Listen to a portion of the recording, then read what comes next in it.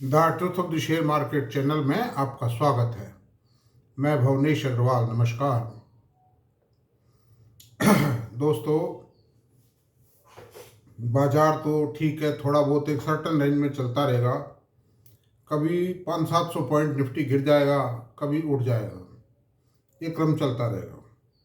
Sector rotation के कारण Nifty maintain रहेगा, मतलब एक सर्टन रेंज में रहेगा निफ्टी। कुछ सेक्टर डाउन होंगे, कुछ सेक्टर ऊपर होंगे। लेकिन सवाल ये है कि इन्वेस्टर क्या करे अब इसमें। इन्वेस्टर को केवल मात्र उन शेयरों पर ध्यान देना चाहिए और उनमें इन्वेस्टमेंट रखना चाहिए जिनकी वर्किंग साउंड आ रही है। लेकिन कुछ कंपनियां परमानेंट नेचर की हैं, अगर उनकी वर्किंग थोड़ी गड़बड़ाती भी है तो इसका मतलब ये नहीं कि उनको बेच डालो आप, मतलब बिल्कुल नहीं है, उनको तो होल्ड कीजिए। लेकिन जो सेकंड लेवल की जो आपकी होल्डिंग्स हैं, जिनमें जैसे कोई मेटल के शेयर हैं, टेक्सटाइल के हैं, कोई और भी कोई हो सकते हैं, कोई डाइवर्सिफाइड कंपनी है, अगर उसकी वर्किंग हल्की आती है, उसका मैनेजमेंट थोड़ा सेकंड लेवल का, सेकंड लाइन मैनेजमेंट है, तो उसमें थोड़ी बहुत होल्डिंग आप हल्की कर दीजिए, टाइमिंग हल्की कर दीजिए, नज़र रखिए उस पर। Review and revision is must in the share market for long survival and for proper benefits.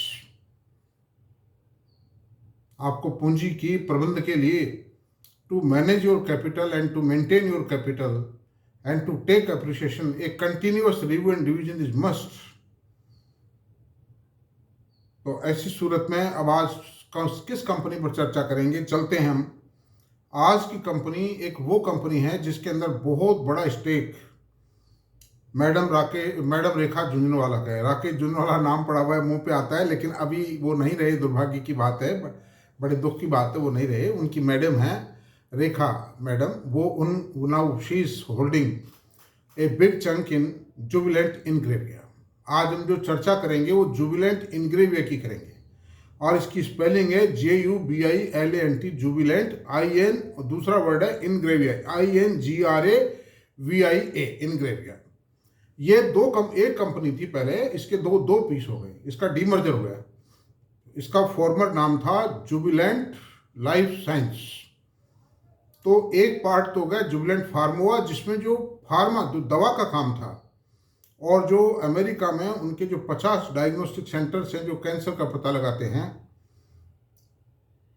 वो CT स्कैन और ये जो MRI वगैरह है, और भी कई चीज़ें हैं उसमें, उसके वो टेस्ट वगैरह करते हैं। और ये जो शायद इसका थेरेपी भी देते हैं।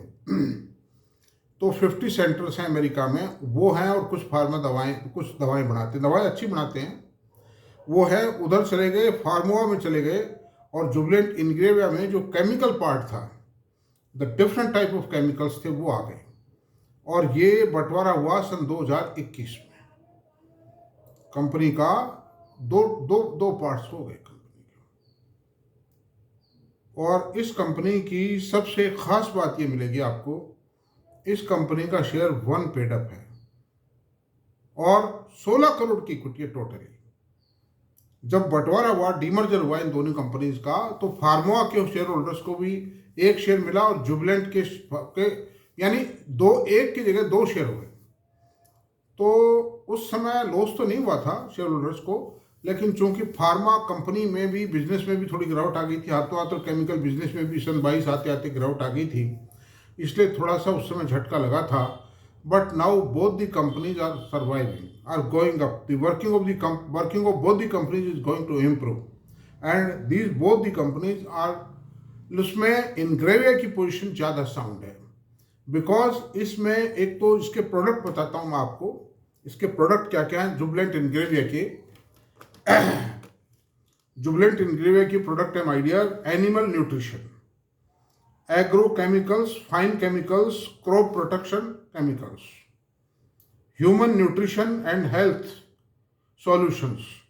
ह्यूमन न्यूट्रिशन में ये विटामिन B3 के the largest manufacturer of India है, और मार्केट के अंदर 23% मार्केट पे इनका कब्जा है। यानी विटामिन इंडिया में, विटामिन का जो रॉ मटेरियल है वो बनता ही नहीं इंडिया में, वो सारा चाइना से आता है। They are the only manufacturer in India to manufacture vitamin B3। pyridine and picolines, acetic acid और विटामिन बी थ्री मैं बता चुका हूँ। अच्छा, नई फैसिलिटी इन्होंने नोएडा के अंदर गजराला में किया है।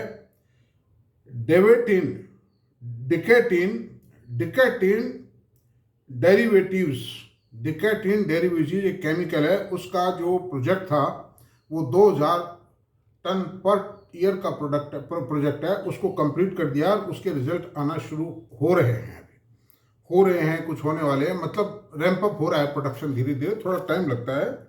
Now the production is ramping up.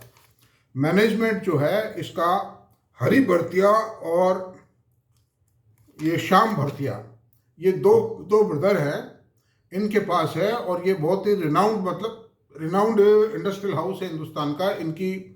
इनकी 2-3 कंपनियां हैं मतलब ये। और ये जो श्याम भरतिया साहब हैं, he son in law of JK Birla. JK Birla was promoter of Zuari agro group and Chambal fertiliser.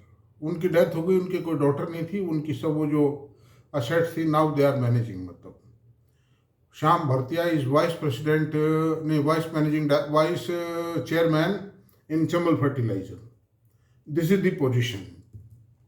तो अंडर दी मैं गुड़गांव हूँ दोस्तों इस समय, and now to pick up the flight for Sri Lanka tour. मैं वहाँ से भी वीडियो बनाऊंगा, मैं यहाँ से भी बना रहा हूँ। You can see the my place is chest. और ठीक है, मैं 8-7 दिन 10 दिन भी व्यस्त रहूँगा, but I will continue to make the videos. I will do my best efforts. अगर कभी मिस हो जाए तो हो जाए, खैर कोई टाइम ना मिले तो, बाकी I will try my best. आपको इन्फॉर्म कर दूँ एक तो। दूसरी बात यह है कि both the brothers are very dynamic. ये कंपनी बहुत ही शानदार कंपनी है। मेरे पास भी शेयर थे, मैंने बहुत पैसा कमाया इसमें। अभी नहीं है, लेकिन I earned a lot in this company. ये है, मैंने बहुत बड़ा काम किया था इसमें। अब नहीं है मेरे पास में, लेकिन मैं खरीदने में हो सकता है मैं खरीद भी लूँ इसको। अच्छा, अब जो है कोनकाल में मैनेजमेंट ने जो कहा है कि 5 साल में, मैंने अब की बार जो कोनकाल थी उसमें मैनेजमेंट की जो बॉडी लैंग्वेज थी वो बहुत स्ट्रांग थी। मतलब वो ये कहते हैं कि हमारे ऑल डिविजन्स और all the divisions are working well. उनमें मार्जिन्स में सुधार आ रहा है और प्रोडक्टिविटी बढ़ रही है। मतलब प्रोडक्टिविटी बढ़ती चली जा रही है। अब आप इसके 5 साल के फिगर में बताऊंगा तो आप कहोगे साहब आप तो गलत बता रहे हो, लेकिन नहीं। कंपनी में बीच में गिरावट आई थी, हालत बिगड़ी थी, but now the company has joined the rising band. वो मैनेजमेंट ये कहता है कोनकाल में कि 5 साल में हम रेवेन्यू को 3 गुना करेंगे और ईबिटा को 4 टाइम करेंगे। तो 4 टाइम अगर ईबिटा हो जाता है तो 4 गुना प्रॉफिट हो जाएगा। 4 गुना प्रॉफिट होने का मतलब तो बहुत बड़ी बात है। मतलब it's a very big thing.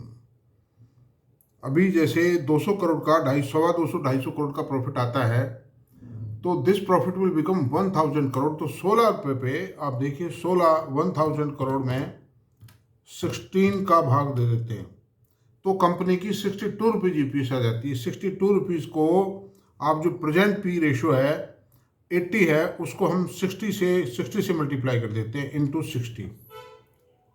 3750 रुपये शेयर का रेट होता है उस हिसाब से। मेरा कोई टारगेट नहीं है, ये खाली एक एनालिसिस है, एक रफ एस्टिमेशन है। 4 टाइम ईबिटा क्या पता आएगा नहीं आएगा, रेवेन्यू 3 टाइम आएगा नहीं आएगा। मैनेजमेंट ने जो कहा वो मैं कह रहा हूँ, मैं मेरी तरफ से कुछ नहीं कह रहा हूँ। कोनकाल के अंदर आप खोल के देख लीजिए खुद मतलब। तो 3700 रुपये का इस शेयर का अभी जो प्राइस है इसका 772 रुपये का रेट है अभी प्रेजेंट रेट।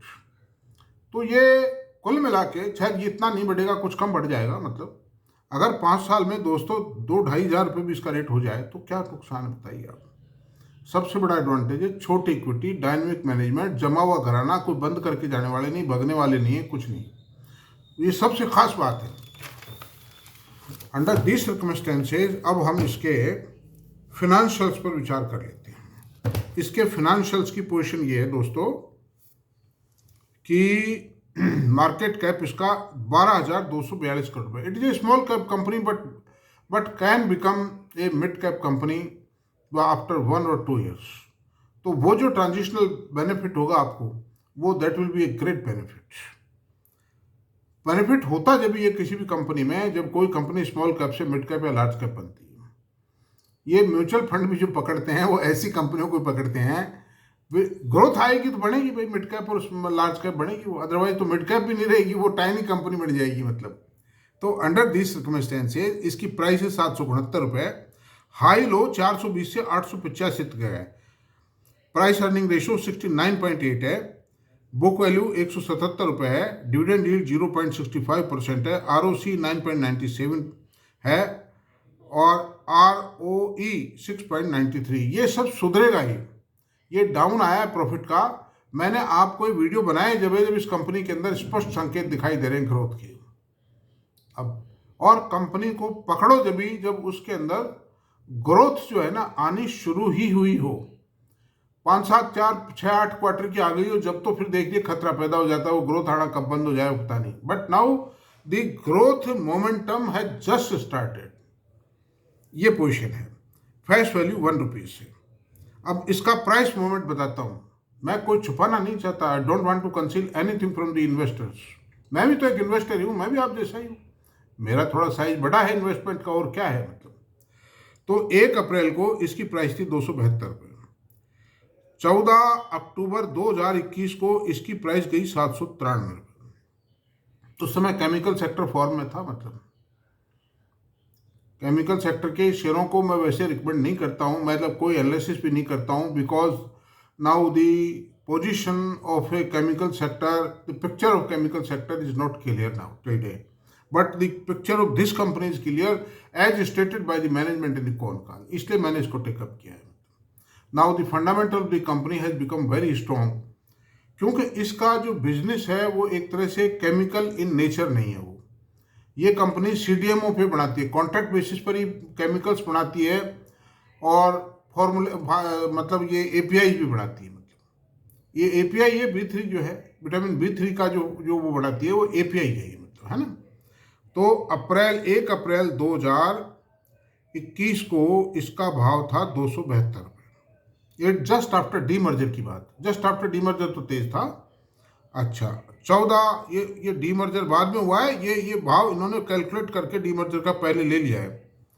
14/10/21 को भाव था 793 रुपये, 6 अप्रैल 23 को भाव 377 रह गए, 793 से गिर के। तो 377 बॉटम प्राइस थी इसकी, उससे अब ये टुडे 769 रुपये। अब ये मत समझिए कि डबल तो हो चुका है, सब क्या होगा ना, ये छोटी कुट्टी का शेयर है, कंपनी के अंदर ग्रोथ है, नए नए प्रोजेक्ट लगे हैं और लग रहे हैं। तो उस सूरत के अंदर आप इसको अंडर एस्टिमेट मत कर जाना कहीं गलत फहमी में। और मैं ये भी नहीं कहता खरीदो आप, नहीं, don't purchase, but take it seriously, consult your financial advisor to make investment in this company. I don't pressurise, I don't prescribe this company for investment, but I am drawing your attention. अच्छा अब जो है 769 था और 885 तक गया ये भी, इस मंदी में थोड़ी गिरावट आई है, झटका लगा है, लगता था कोई खास बात नहीं। अब इसके क्वार्टर रिजल्ट्स पे बात करते हैं। क्वार्टर रिजल्ट में आप कहोगे साहब कोई बढ़त नहीं, बिल्कुल सही बात है, नहीं बढ़त, लेकिन बढ़त आना शुरू हो गई है, वो मैं बताऊंगा आपको कैसे। मैनेजमेंट भी कहता है, अभी दिख भी रहा है, सितंबर 23 में 1075 करोड़ रुपए की सेल थी, जून 24 में 1024 करोड़ की सेल है, और सितंबर 24 में 1045 करोड़ रुपए की सेल है। कोई सेल में कोई बढ़त नहीं है, थोड़ा बहुत घटा ही है। ऑपरेटिंग प्रॉफिट मार्जिन में 12% था, जून 24 में 11% है, और सितंबर 24 में भी 12% है, मार्जिन में कोई बढ़त नहीं है।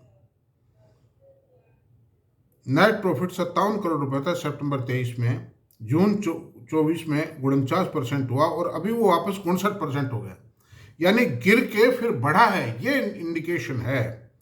नेट प्रॉफिट मार्जिन 11% गई, 12 से फिर 12 पे आए।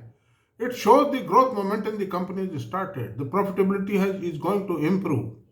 और नेट प्रॉफिट की पोजीशन ये है कि 59 करोड़ रुपए आ गया 49 करोड़ रुपए से, तो it shows the profit margins of the company have started improving. Earning per share 3 रुपये 61 पैसे थी, फिर 3 रुपये 6 पैसे आई, फिर 3 रुपये 70 पैसे। अब दोस्तों अब चलिए हैं